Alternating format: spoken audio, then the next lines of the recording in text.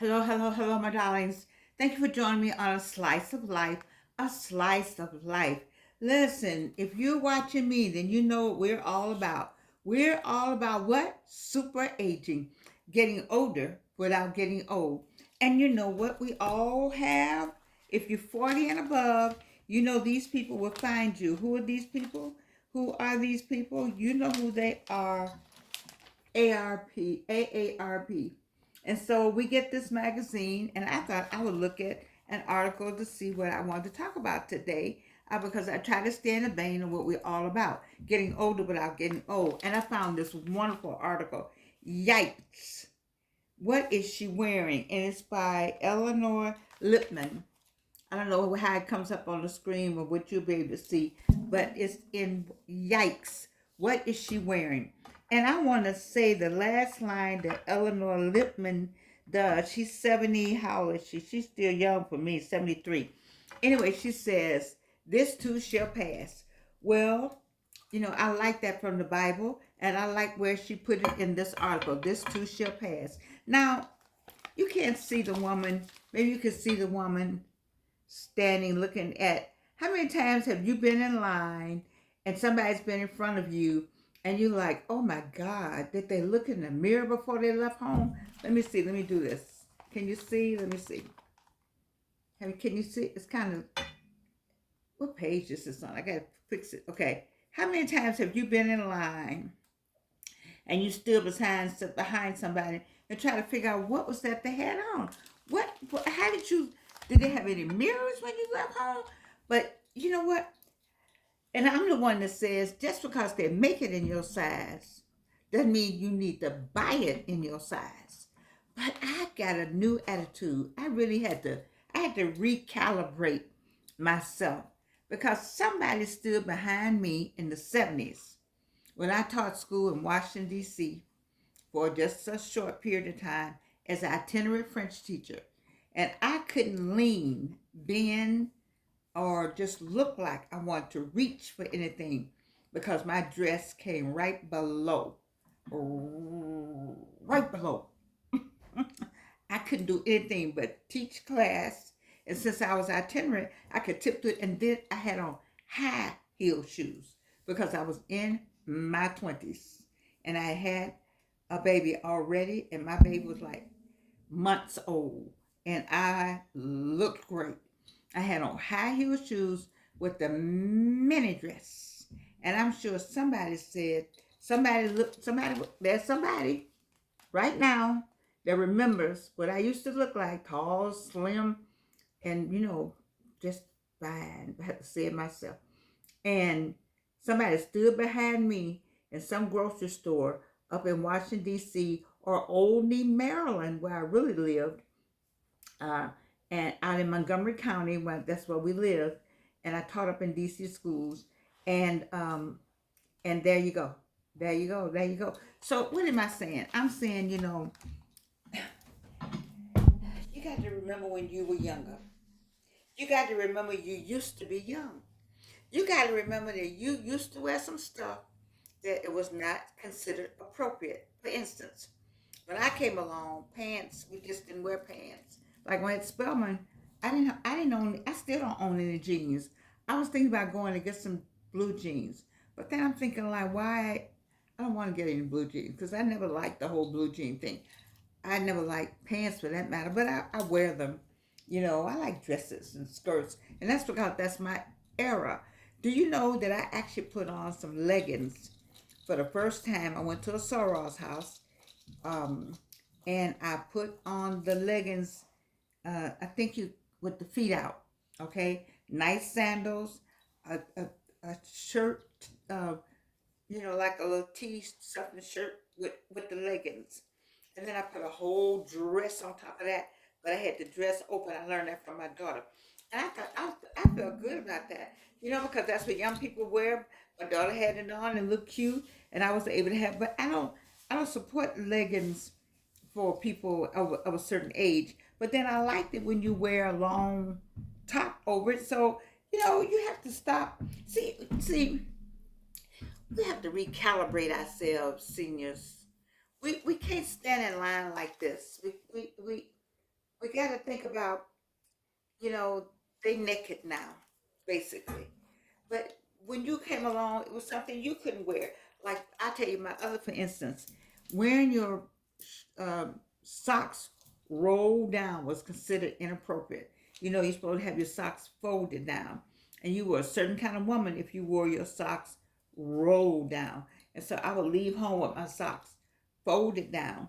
But all the girls at school had theirs rolled down. I don't know what kind of person we all supposed to be, but it looked cute. So when I got I walk at home before I got to school, before I walked into school, I would unfold my socks and I rolled them down so they'd be rolled like everybody else, you see. And it was time for me to come home. Then I picked some back like I was supposed to do.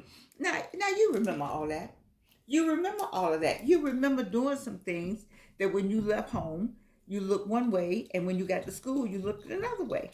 It just happened. And so we can't talk about these people. We just have to say, I used to be young once.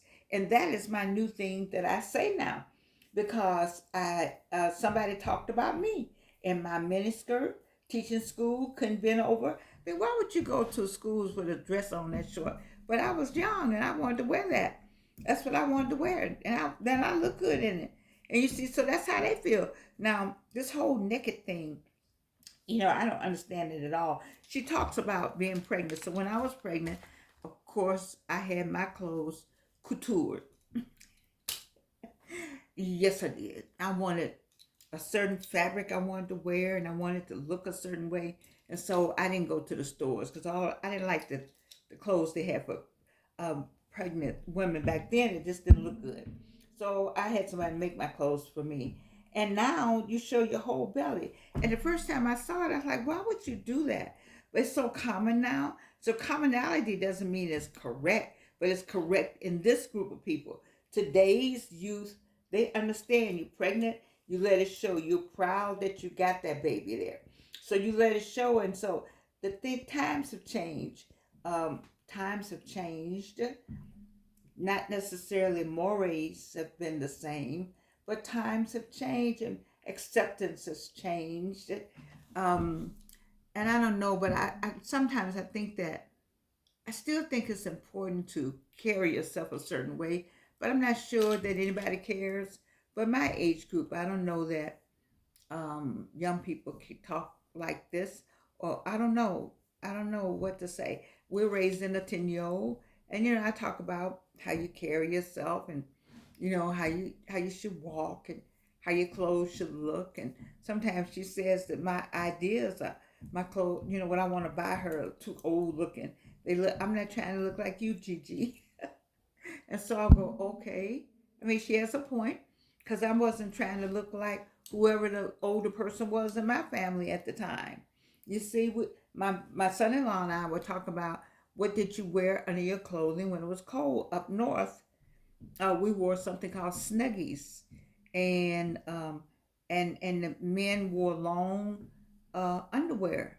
Not I don't know what it's called now, but they stepped in it and buttoned it up, and they stayed warm. And women wore snuggies and rolled the stocking around the leg. I mean, we did what we had to do. We wore what we wore, and so I can't condemn or even do a side, maybe do a side eye, but my side eye need to go on and mind my business and get in line and ask her how she's doing today with spandex that it's somebody I think she wrote in here, and I thank you, Miss Lipson. I think that's right, Lipsman. When she wrote the spandex, it goes up to eight. It stretches 8 times this what is it? That spandex, I guess it is 8 times the strength. So 8 times. I've seen some people that are just this wide and just wide, and they found something to cover all that, and they got this many breasts and some more double, and they found something to cover all that, and all of it's tight, and it's snatched, and they don't put a top on it. They go right to the store with the house shoes on and the bonnet, I don't think that's appropriate wear. But then somebody didn't think I had appropriate wear. So I'm saying that to say that, sometimes senior citizens don't worry about what they have on. Worry about what you got on. Set the standard on how to look. How you think people should look, then you put on how you think people should look. I dress for Georgianne. I dress for Georgianne. I put it like I said. I put on the leggings the other day, but my leggings covered up some of this down here. That was just me. This is I might wear something cut low, but I'm careful about it.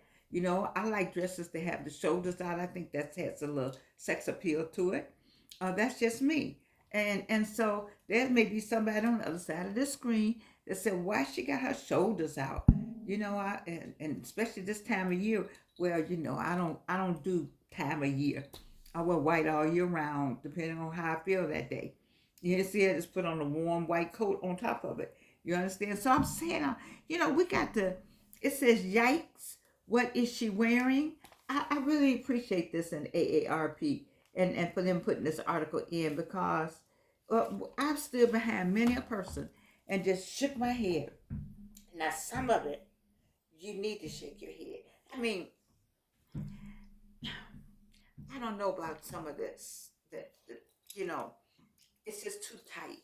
But that's the way people are wearing clothes now. And then I'm gonna tell you why I'm okay with some of it. I would never wear my arms out. When Miss Michelle Obama wore her arms out, they were nice and thin. And I had thin arms at one time. I don't have thin arms now. I had this because I had this part because of I had a mastectomy, and so when all this came, I forget what it's called now, but the lip nodes, and all this is it's a necessary evil right there. That's that right there.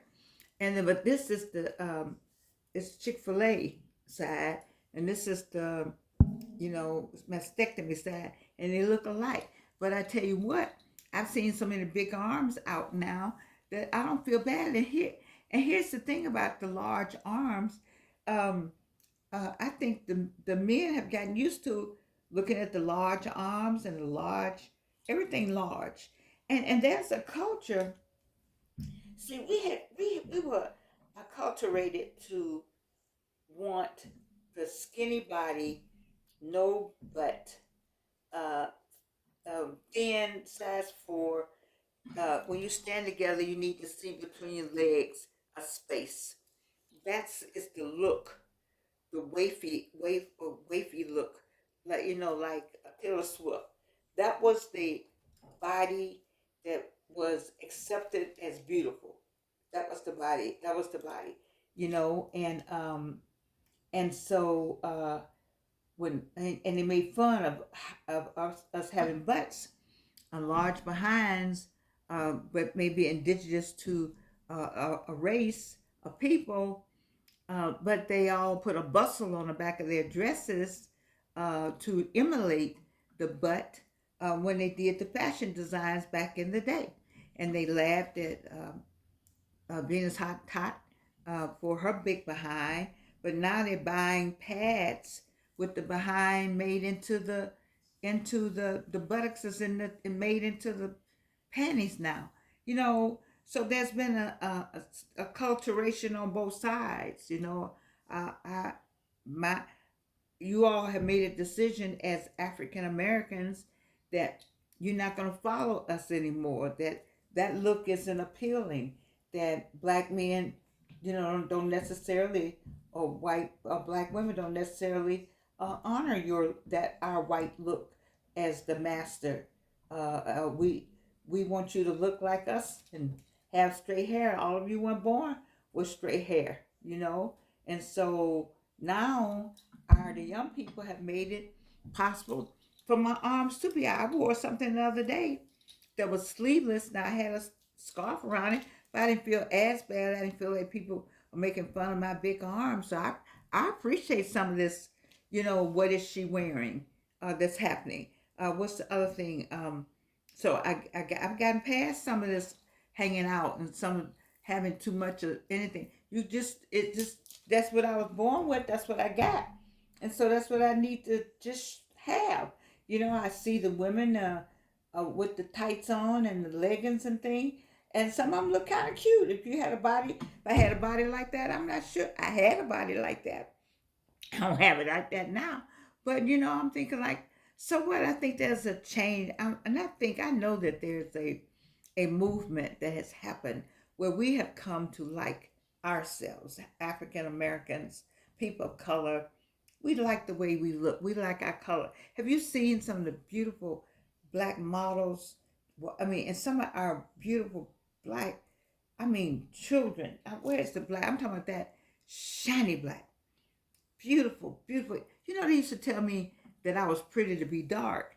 And that was an insult. That was the kind of thing they said to us back in the day. And now I'm so glad that I have lived long enough to see that we are pretty people. What are you talking about? We had keen features. What does that mean to have keen features when in fact there were no white people on the earth. I keep trying to tell you all that. They keep trying to silence those of us who know, but they know that they know. The anthropologists, they know, and those who have studied human evolution, you know there were no white people on the earth, and so we came along and they decided the days Johann Blumenbach and all of them decided that we should put a paper out and make ourselves number one and make ourselves the standard of beauty, and so the standard of beauty became a standard of beauty that we are cultivated our well, we're cultivated to accept. But now that's not the standard of beauty, and so we get now, yikes, what is she wearing? For a lot of reasons, we get it from from culture clashing, and we also get it from generation clashing. So we have two ways of getting yikes. What is she wearing? There's an there there's an there's a teaching going on both sides. In the culture clashing, um, white America, there was always a standard for what we should look like and what we should wear and what our TV people should look like and what size they should be and what kind of hair they should have. All of that is now clashing with, no, we don't want to look like y'all no more. We want to look like ourselves. We want to wear braids. We want to wear curly hair. You know, I told you Delta Airlines put something in my file. In my file. Go look in my file over there, Delta Airlines. And you see I had a little something going in my head. And that man wrote me up. The man wrote me up about, he said it looked too ethnic. All that kind of foolishness was going on. So, yikes, what is she wearing? It's clashing culturally and clashing intergenerationally. And I'm making up a word also. You know, because the young people, I need you to join me with the last things that this wonderful article says. This too shall pass. What this too shall pass is that you'll pass off the earth also. You're my age group, and so you won't have anything to say. And this too shall pass because these outfits that we talk about now, they're gonna pass into something else. You know, if you live long enough, you've seen them go. I mean, I don't know what they might wear. Something sheer, just don't show it all. They want to show it all anyway. They don't. People don't understand. You know, men like to see what they can't see, and we have some people haven't figured that out yet. But that may not be true anymore. Men might like to see all of it. When I came along, men like to see what they can't see. Like this was enough for them to wonder what the rest of it looked like. You see that? I don't know that that works nowadays. It's what is she wearing? Cause so now, if they want to see the breast, all I got to do is look, cause you got it out there. I mean, all of it, all the way down to the nipple. If you want to see how much behind you got it out there, cause you got the leggings on. They can see the crack and everything else. You know, so they ain't got to wonder. They can just see it. They ain't got to ask you for your number or try to talk to you because they already see it. And then one of the things that I didn't know, and she said in this article, that the dresses for the wedding dresses now, because you want to look your sexiest walking down the aisle. You want to show everybody else what he gonna see that night. Let me say it again, Reno, for the people in the back. You want to show everybody in the audience and all your friends and your church and your pastor. You want to show everybody when you walk down the aisle what your new husband is going to see that night, what your new spouse is going to see that night. That's why you have it all hanging out so everybody can see what he going to see. Why would you want everybody to see what he going to see? That's my question. I mean, I don't know. I don't know. I mean, nobody cares about what I have to say. I'm just asking the question, Reno. Let me ask it again for the people in the back. Why do you want the audience to see everything that he gonna see that night? Because he ain't got to worry about seeing it. But 9 times out of 10, he's already seen it. And then secondly, the dress is to tease him on what he gonna get, which you already know what he's gonna get because y'all are married. But it's the dress saying, let me tease you up so you can see just parts of what you're gonna get, which he already knows what he's gonna get, and we already know what he's gonna get because we are adults.